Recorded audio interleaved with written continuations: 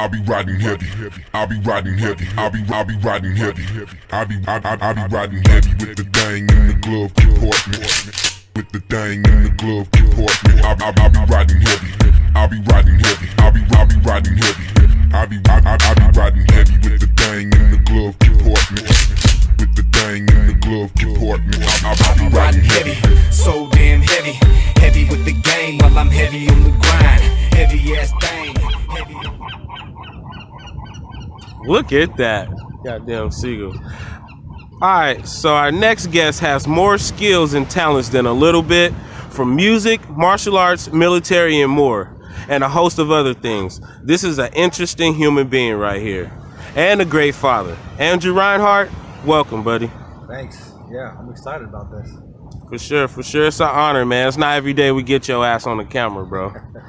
Yeah, I don't like to be in front of people. You know me. I like to be behind the scenes and pull strings from there and kind of be an unknown. So being in front of a camera is rough, but I can make it work. That's right. All right, man. So let's cut to the cake. What is your current career in 2021?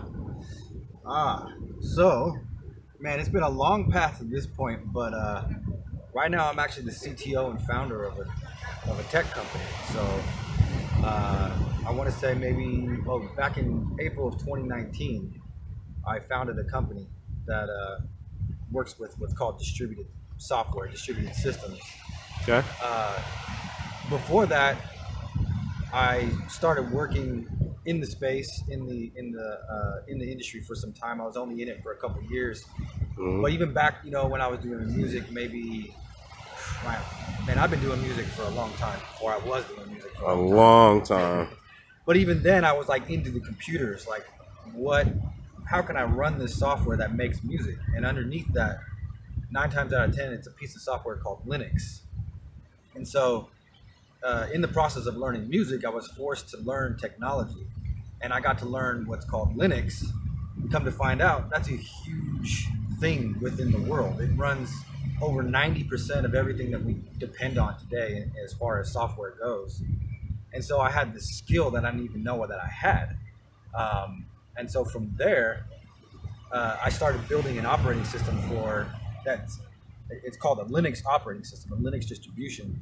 And from there, I basically founded a company on top of this new idea that I have. And so today, I do a little bit of everything. I do engineering, I do some leadership, I do a bunch of things. Okay. All right, man. So let's get a bit of history. Can you name some of your careers and hobbies that you've been through in the past 25 years?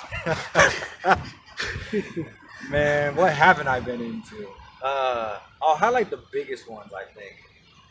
Obviously, one of the biggest, and I think this is my first one that I really got into, was music.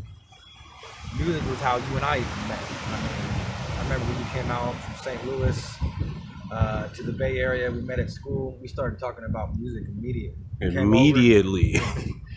I had my little Roland Dr. Groove, the DR202, this little orange and black machine, and the Dr. Groove 808. Yep. We I still got that better. Yeah, I gotta play with it again one day. That's right. But we pushed that thing to the limit. So and music took me a long ways. I want to say I spent a good 10 years of my life just really deep into music. And then I want to say I got into probably the next biggest thing is martial arts. Okay. Martial arts is when I kind of transitioned away from music, and I wanted to learn how to fight. Coming from the Bay Area, you gotta be tough. Right. Especially as a white boy. You're always getting pressed and tested. This little white boy, what are you gonna do, white boy? So I had to really learn how to fight. And so I got into jiu-jitsu when I was in my young 20s.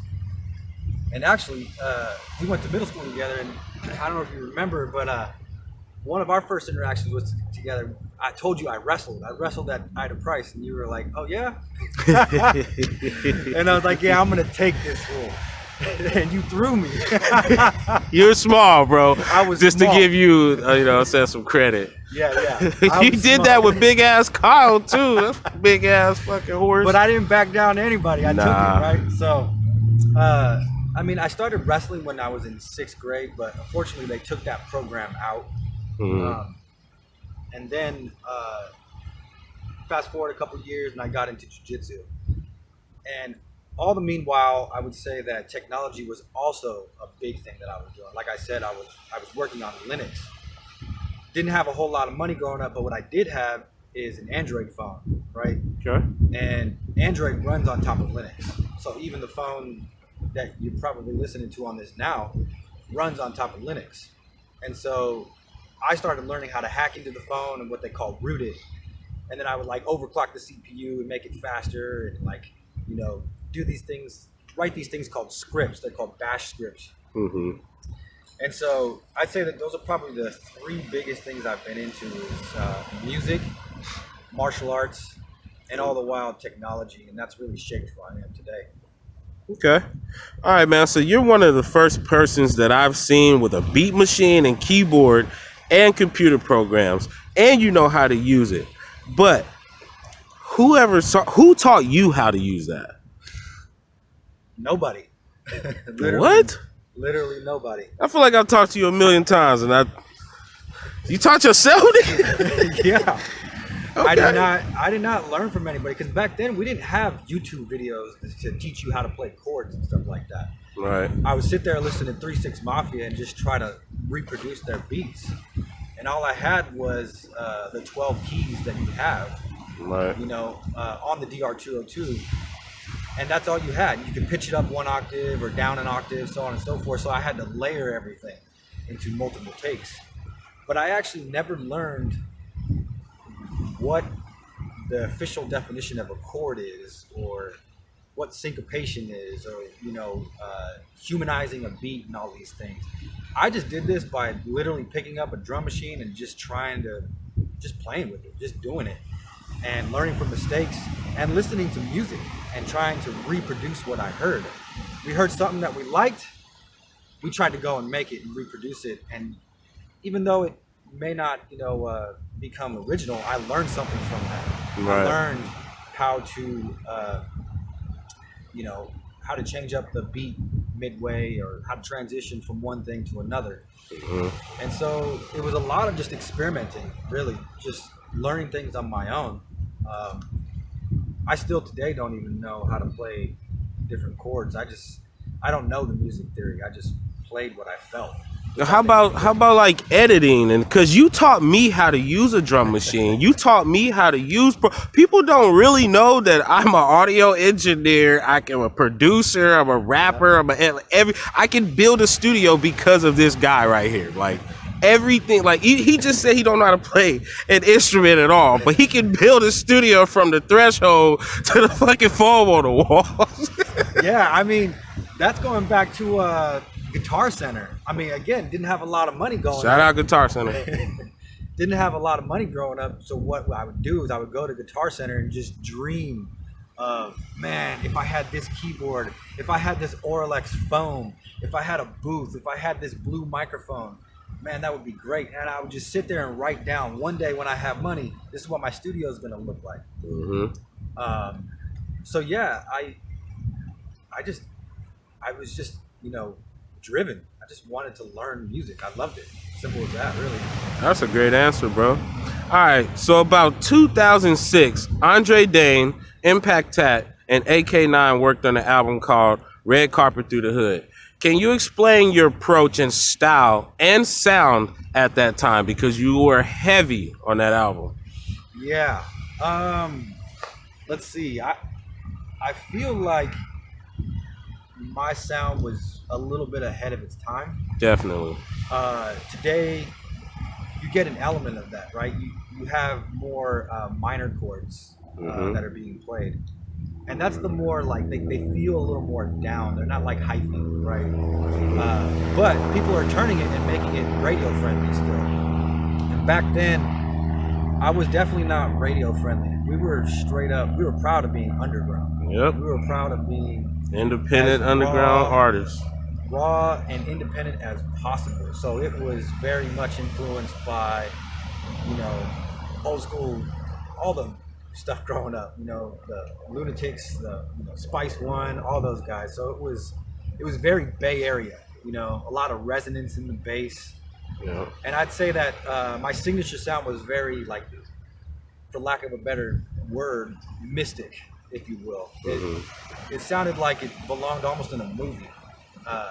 But we were rapping over it. Right. And we were making it work. I remember one of the songs we made, Spirit. Actually, I just came across it the other day, and I was just like, wow. That's still a banger, man. I'll be thinking about releasing a lot of that unreleased music, man. Yeah, I look forward to hearing it again because it's been a while. Yeah, man. I definitely have that song. It just needs to be mastered. All right, man. So, in the earlier 2000s, you went to New York on a mission. Can you give us a walk through that journey? Yeah, so my family moved out there when I was 15 years old. We lived in Brooklyn. And again, I was very proud of being from the Bay Area. And I think at that time there was still a little bit of that, like, I'm West Coast and we don't like the East Coast, I think, still alive at that time. What year was that? It was like that was about 2000, right? It was about 2000. Yeah, it was 2000. Yeah. I think it was right after the towers, or right before the towers. It was right around then, yep. Yeah. And yeah, I went out to Brooklyn. I mean, it was a great experience, I think. I'm glad I experienced that. But I'm a Cali kid, man. I love California. And so I came back when I was maybe 16 or 17 and actually lived with you for some time. You know? So, I mean, New York was cool. There was really good food. It's a good experience, I think, to experience another culture, if you will. Like, the East Coast is a lot different. The music, everything is different out there. But at the end of the day, I belong in California. So I was only out there for a couple years and came right back, really. Okay. All right, man. So you do martial arts and you teach kids. So what are some of the key values for the students to take away from your martial arts teachings?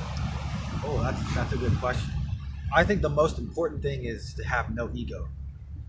Because, you know, look at me. I'm not the most intimidating person in the world. I'm walking around with glasses on, and people tell me this all the time.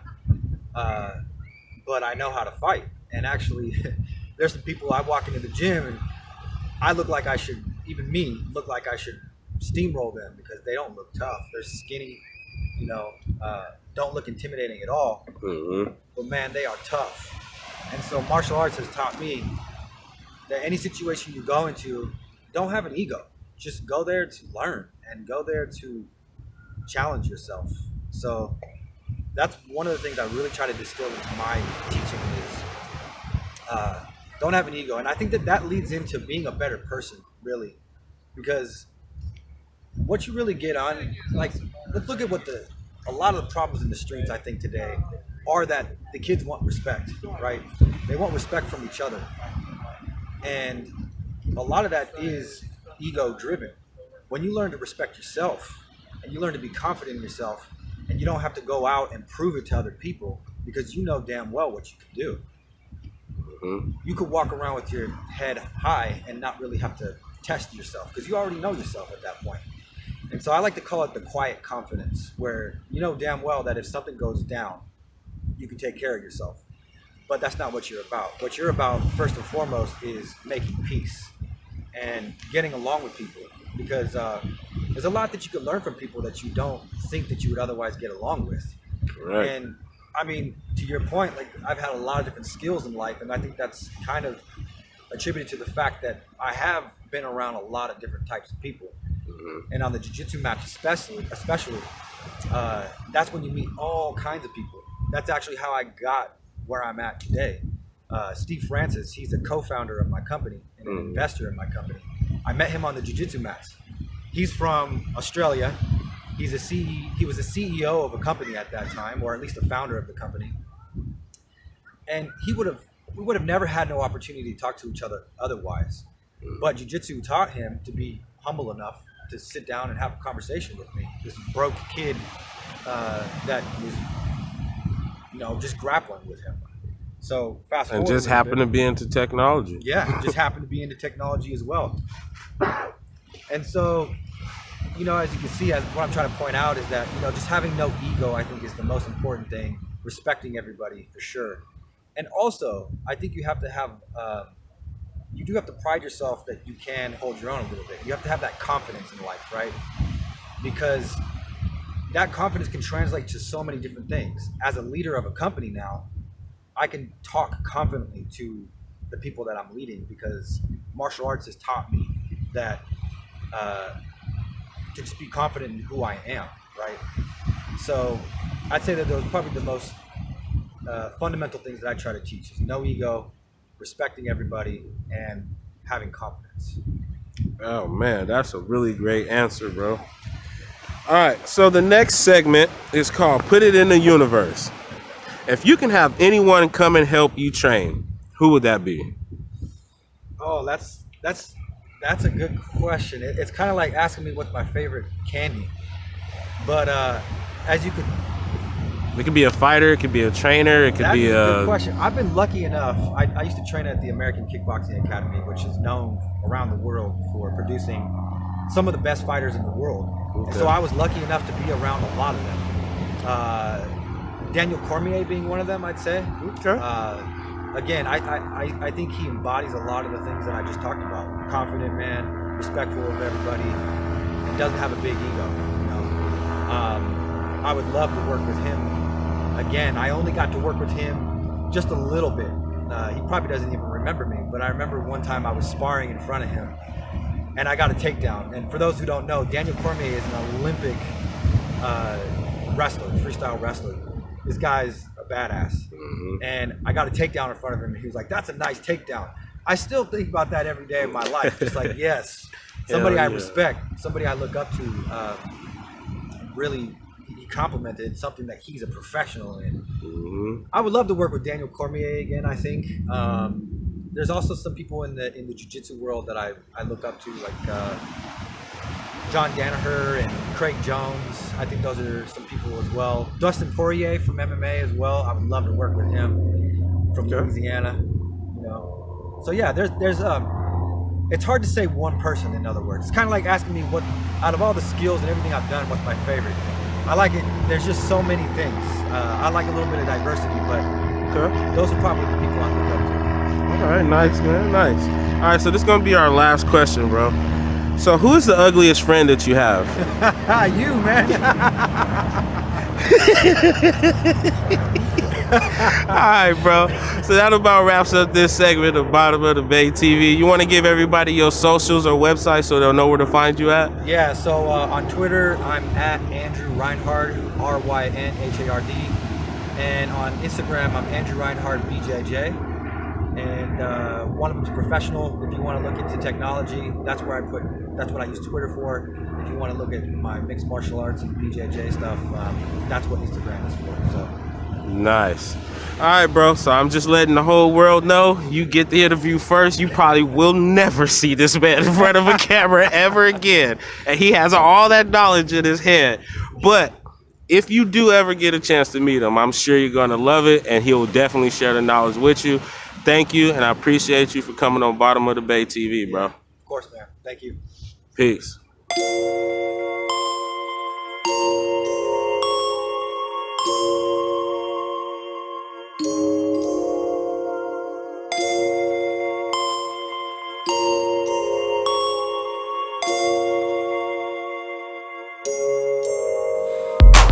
Let's make a long story short, you a dork, and I'm a South Bay street shark, no bark. Southside be the landmark till I retire. Never knew something this fresh could expire. Summertime here, put the chrome on.